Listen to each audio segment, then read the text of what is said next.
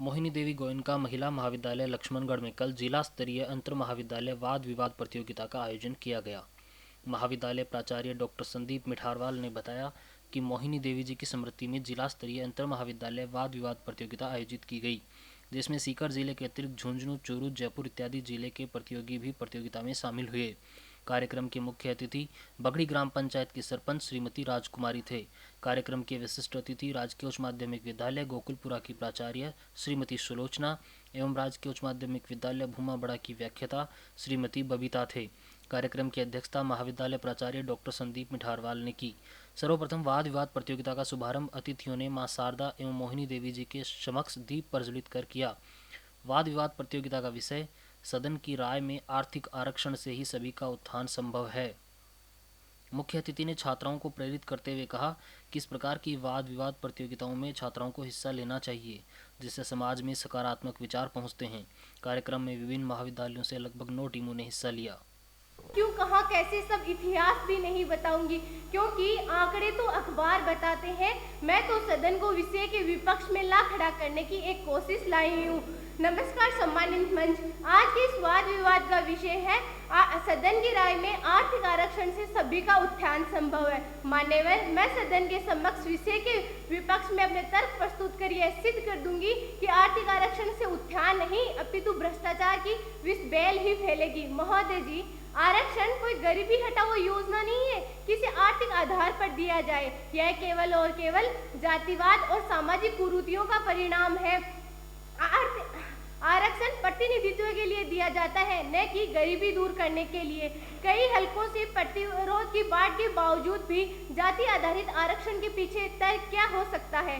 गोल overweight का तर्क है कि जाति आधारित आरक्षण का उद्देश्य सामाजिक संसाधनों तक पहुंच में जाति एकाधिकार को दूर करना है। वह सुझाव देती है कि आरक्षणों के विमर्श को जबरन आर्थिक मानदंड की ओर मोड़ दिया जाता है, क्योंकि ऊंची जातियां जाति से निपटने से बचना चाहती हैं। इसके अलावा वह जाति आधारित आरक्षणों के अपेक्षित विशिष्ट परिणाम भी बताती है। मैं जानती हूँ वक्त की नजाकत को नजरअंदाज कर नहीं सकते। हम भविष्य है विश्व का, पिछड़ नहीं सकते। भूगोल से खगोल तक परचम देश का लहरा रहा है। अरे कलाम की नजरों से देखो साहब, सुखद सवेरा आ रहा है। अब दूरियों को दरकिनार कर दो, खामियों को जहन से बाहर कर दो। अरे नई आरक्षण नीति लिखेंगे ये दाव कर लो, नजर ना सही सिर्फ नजरिए में बदलाव कर लो। सम्मानित मंच, आदरणीय अध्यक्ष महोदय, निष्पक्ष निर्णायकगण, आप सभी को मेरा सादर प्रणाम। आज का विषय आर्थिक आरक्षण से ही सभी का उत्थान संभव है के पक्ष में अपने विचार व्यक्त करने जा रही हूँ। महोदय, आज आरक्षण का मुद्दा जो हमारे देश में अनेक वर्षों से एक ज्वलंत मुद्दा बनकर खड़ा हुआ है। क्यों? क्योंकि इसका आधार गलत है, इसे लागू करने की नीति गलत है। 1932 के गोलमेज सम्मेलन में इस बात की शुरुआत हुई थी कि हमारे देश में आरक्षण लाया जाएगा, जो आज भी लागू है। तब 3 आधार सामने आए थे, सामाजिक, आर्थिक और शैक्षणिक। सामाजिक अवधारणा के साथ हमारे देश में 10 वर्षों के लिए आरक्षण लाया गया था, लेकिन आज उस आरक्षण की स्थिति क्या है? वो जातिवाद को बढ़ावा दे रहा है, भेदभाव को पैदा कर रहा है, सड़कों पर चक्के जाम कर रहा है, उम्मीद लिए विद्यार्थियों की आशाएं तोड़ रहा है और प्रतिभा और हुनर का गला घोट रहा है। महोदय, आरक्षण इसलिए लाया गया था कि समाज की मुख्य धारा से अलग थलग पड़े वर्गों के लोगों को समाज की मुख्य धारा से जोड़ा जाए, उन्हें शिक्षा और नौकरी में विशेष अवसर प्रदान कर उनकी भागीदारी को बढ़ाया जाए।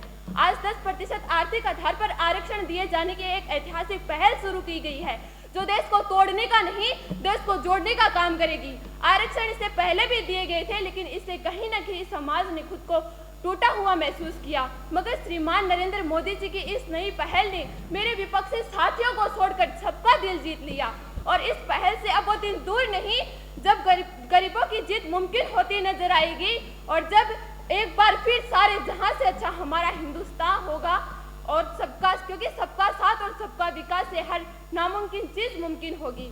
महोदय, प्रतिभा किसी की मोहताज नहीं होती। आर्थिक आरक्षण से किसी की प्रतिभा नीलाम नहीं होगी। आर्थिक आरक्षण को लेकर इतना तिलिस्म क्यों पाले हो यारो? लाखों तारों के बीच में भी चांद की चांदनी प्रभावहीन नहीं होती। महोदय, मेरे विपक्षी साथी कोड क्रमांक 8731 ने आर्थिक आरक्षण को असंवैधानिक घोषित करके गए हैं। मुझे लगता है उनमें ज्ञान की थोड़ी सी कमी है, जो इस आरक्षण के मुद्दे को समझ नहीं पा रहे हैं। तो मैं उन्हें बताना चाहती हूँ कि संविधान में कहीं भी सिर्फ सामाजिक और शैक्षणिक पिछड़ेपन को आरक्षण का आधार नहीं बनाया गया है। इसलिए ये कहना कि सामाजिक और शैक्षणिक पिछड़ेपन के अलावा किसी अन्य को आधार मानना संवैधानिक रूप से गलत है, तो ये कतई सही नहीं है। अनुच्छेद 16(4) में सिर्फ पिछड़े हुए नागरिकों शब्दावली का प्रयोग किया गया है। 103वें संशोधन में आर्थिक आरक्षण को लागू करना संवैधानिक रूप से गलत नहीं ठहराया जा सकता। और ये भी जान लेना चाहिए कि अनुच्छेद 46 राज्यों को यह अधिकार देता है कि दुर्बल वर्गों के लिए विशेष उपबंध किए जाए। और आपको ये बता दूं कि इंदिरा साहनी केस में ये भी कहा गया है कि किसी समूह को आर्थिक पिछड़ेपन के कारण पर्याप्त प्रतिनिधित्व तो नहीं है, तो राज्य उसके लिए विशेष प्रावधान कर सकता है। सर्वोच्च न्यायालय ने यह स्वीकार किया है कि भारत की विविधता को देखते हुए आरक्षण की 50% सीमा को बढ़ाया जा सकता है। ऐसे कई राज्यों द्वारा किया भी गया है, जैसे तमिलनाडु में 69% के लगभग आरक्षण है। ऐसे में 50% आरक्षण की सीमा का अतिक्रमण ना तो पहली बार है और ना ही असंवैधानिक है। महोदय, दुख होता है जब गरीब किसान का बेटा कड़ी मेहनत करने के बाद आरक्षण नहीं मिल पाने के कारण अपने हिस्से की जगह किसी और को लेते हुए देखता है। दुख होता है जनाब जब समाज को एक दूसरे के प्रति भेदभाव की नजरों से जकड़ा हुआ देखते हैं। इसलिए महोदय, गरीबी को जाति के तराजू में ना तोलकर आर्थिक आधार पर तोला जाए और आरक्षण का आधार आर्थिक बनाया जाए इसलिए महोदय, आज समय है सोचने का, समय है कुछ करने का, समय है सबको अपने साथ लेकर चलने का।